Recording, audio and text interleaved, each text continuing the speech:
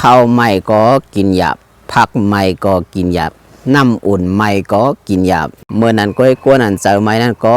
ต่ออยู่จอมข้าวหยาบแน่กวนอันใกล้เจอไม่ง่ายกวนอันโตซาเยอะใกล้สร้างปอกสร้างหลานั้นก็เปิ้นก็ต่ออยู่จอมข้าวหยาบเหมือนกันกวนอันในมันเปิงกันน่ะกวนอันโตซาอำเยอะนั้นเพราะว่ากว่าอะไรก็เปิ้นมาหาเปิ้นมายินชมกวนโตซาเยอะกวนอันใกล้สร้างป้องสร้างหลาในซ้ำกว่าที่แล้วก็เปิ้นปลายมันที่นั่นกวนตีอันอำบ่ใกล้ป้องใกล้หลาก็นึงเสกวนอันใกล้ป้องใกล้หลานั้นออกข่าวต่างไว้ก็ต้อมเหมือนกันคนดีจะหลีอำบ่ป้องบ่หลานั้นกว่าแล้วก็เปิ้นฮับตอนคนอันใกล้ป้องใกล้หลาเปิ้นน่ะลาชังก็บ่หมอลาหลีใกล้โตซาอย่าป้อในสึงไผก็ต้อมใครทบมันเพราะว่าเจ้าก็ตึกเป็นคนโตซาอย่าอยู่เฮ็ดสังก็จะลำง่ายป้อในสึงเฮารู้เลยฮู้ว่าเพราะว่าเขาจะลำไม่ในกว่าวันหนึ่งมาเตรียมมีเผอใครอยู่ซ้อมเฮาเมื่อหนังความตายเอาไกลลาดว่าก้นอันยุ่มเสออกกว่านั้นมือปอกมาขึ้นเปิ้นเตเอาลองตังยุ่มเสหับตอนบัน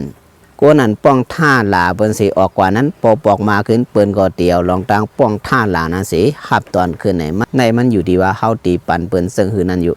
วนว่าเขียบบ่ได้ในตีปันตังหูพี่น้องเขาเสียนั้นอยู่เซาเฮาสองตานมาสุงกูก็ค่ะ